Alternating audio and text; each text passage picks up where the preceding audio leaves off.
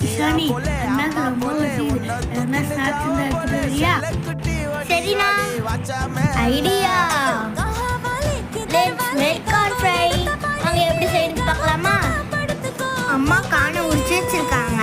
தக்கா ஒண்ணு டூத் பிக்ல போட்டுக்கலாம்.